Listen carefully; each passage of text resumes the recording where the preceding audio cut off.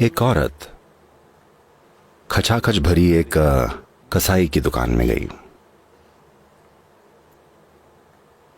उसने वहां दर्जनों तैयार मुर्गे लटके हुए देखे। वो उनके पास गई, एक टांग उठाई और सूंघी, दूसरी टांग उठाई और सूंघी, एक पंख उठाया और सूंघा। कुछ ऐसे वो एक के बाद एक चिकन को परखने लगी।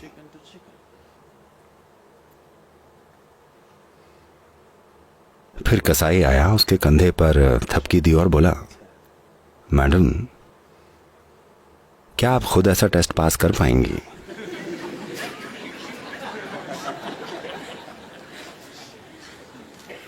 नहीं कर पाएंगी।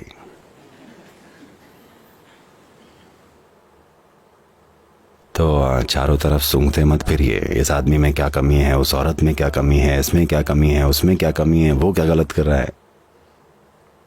सभी से थोड़ी बहुत बदबू आती है।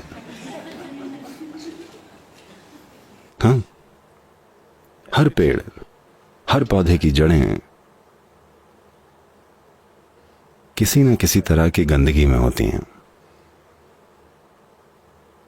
सवाल बस ये है कि क्या वो खुशबू वाले फूल देता है? सवाल बस इतना ही है। अगर जड़ें बिल्कुल साफ होंगी तो उनसे कुछ भी बहुत बढ़िया चीज पैदा नहीं होगी। क्या हम रूपांतरण की प्रक्रिया से गुजर रहे हैं क्योंकि यही जीवन का स्वभाव है? क्या हम एक निरंतर रूपांतरण की प्रक्रिया हैं क्योंकि हर चीज है? धरती की हर दूसरी चीज लगातार रूपांतरण के प्रोसेस में है। क्या आप खुद एक रूपांतरण की प्रक्रिया हैं? ये एक बड़ा सवाल है। अगर इस सवाल के जवाब में आप एक बड़ी हां हैं तो बाकी कोई चीज मायने नहीं रखती। अगर आप एक ही जगह में अटके पड़े हैं, हर रोज किसी न किसी चीज में उलझे रहते हैं और खुद को धोखा देने वाले कारण ढूंढते रहते हैं कि आप क्यों अटके पड़े हैं, तब आपसे कोई उम्मीद नहीं बची है। आप इस धरती पर समय की बर्बादी हैं। जब मैं कहता हूं समय की बर्बादी, मेरा मतलब है जीवन की बर्बादी, क्योंकि आपका जीवन बस समय है। कोई और जीव जी लेता। एक भूले भटके इंसान से तो अच्छा होता कि एक टिड्डा खुशी खुशी उछल कूद लेता। हाँ या नहीं? आपसे 1,00,000 टिड्डे या तितलियां बनाए जा सकते थे आपके शरीर के वजन के हिसाब से। हाँ या नहीं? अगर आप दूसरे हर प्राणी से कुछ बेहतर नहीं कर पा रहे हैं तो जीवन सार्थक नहीं है, क्योंकि हमारा जीवन बहुत महंगा है। हाँ या नहीं? हम बहुत महंगे प्राणी हैं, हर मामले में महंगे। खाने के लिए, सोने के लिए, चलने के लिए हमें कितनी व्यवस्थाएं चाहिए होती हैं। हाँ या नहीं? चप्पल जूते से लेकर कपड़ों तक, इमारतों से लेकर कितनी व्यवस्थाएं चाहिए होती हैं। मुझे जंगल में कोई किचन नहीं दिखता और उन्हें भरपेट खाना मिलता है।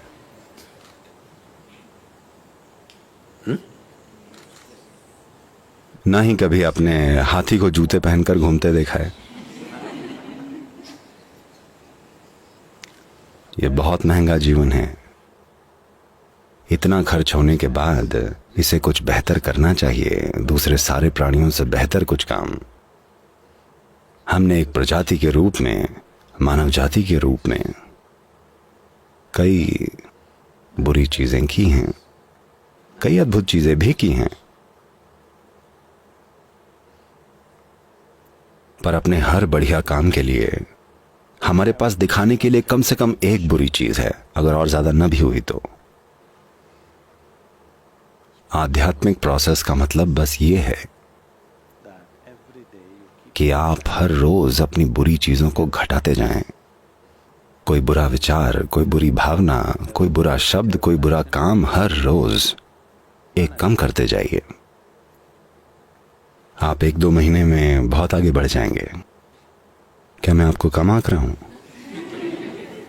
कि मुझे लगा आप में बस 30 बुरी चीजें हैं।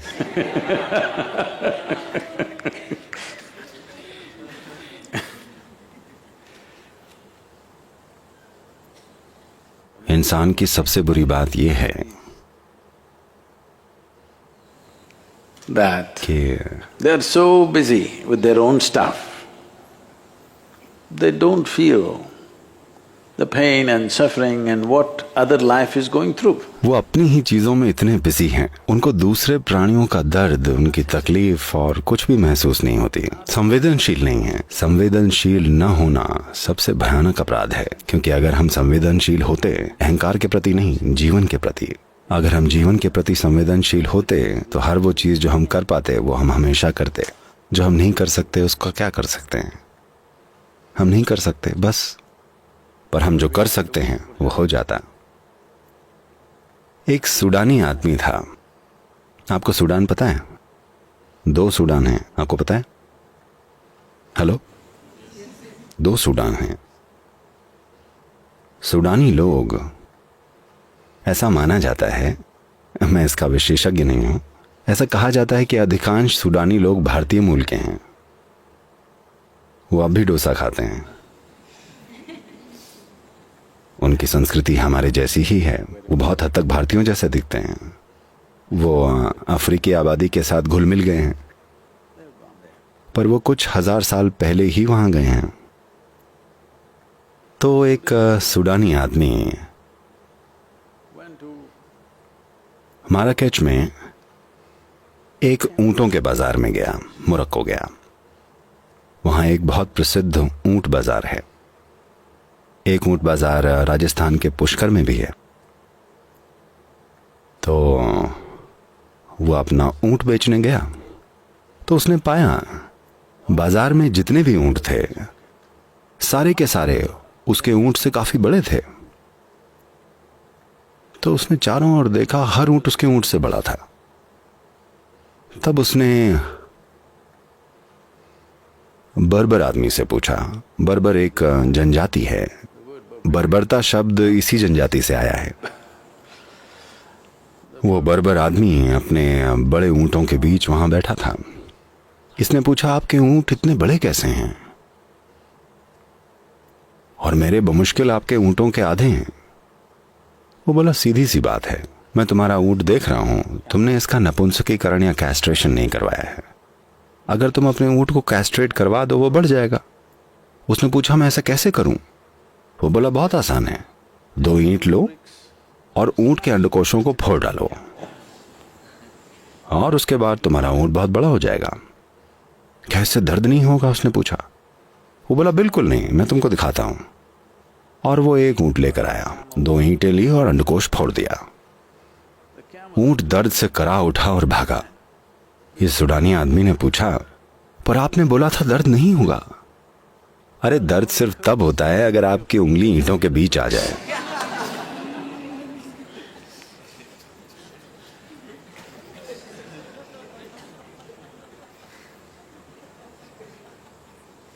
आपके साथ जो होता है उसको लेकर आप बड़े संवेदनशील होते हैं, पर बाकियों को जो होता है उसको लेकर न के बराबर संवेदनशील हैं। ऐसी हालत में इंसान का सबसे बढ़िया स्वभाव कभी प्रकट नहीं हो पाएगा। आपको संवेदनशील बनना होगा। आपको समझना चाहिए कि पेड़, ये फूल, ये पक्षी और सारे जीव अपने आसपास होने वाली हर चीज को लेकर बहुत संवेदनशील हैं। वो किसी को चोट नहीं पहुंचाते जब तक कि उन्हें खाना न खाना हो। हाँ? जब तक बात खाने की ना हो, वो कभी भी किसी को ऐसे ही नहीं मार देते। और वो बहुत संवेदनशील हैं, जीवन को लेकर सेंसिटिव। वैसे नहीं जैसे आप समझते हैं, वैसे भावनाओं के रूप में नहीं, बल्कि सीधा सीधा जीवन को लेकर संवेदनशील हैं। दर्शन के दौरान कभी इस पेड़ की डाली ने नीचे गिरकर आप में से किसी को भी नहीं मारा। जरा देखिएगा, वो या तो भोजन के लिए या आत्मरक्षा के लिए मारते हैं, वरना कोई जानवर यूं ही नहीं मारता। तो इंसानों को दिखाना होगा कि हम थोड़े ज्यादा विकसित हैं, है ना? हमें दूसरे ताकतवर प्राणियों के मुकाबले थोड़ा और विकास दिखाना होगा जो यहाँ मौजूद हैं। कम से कम हमारे सबसे करीबियों की तरह, है ना? हमारे सबसे करीबी रिश्तेदारों की तरह, कम से कम उतना तो।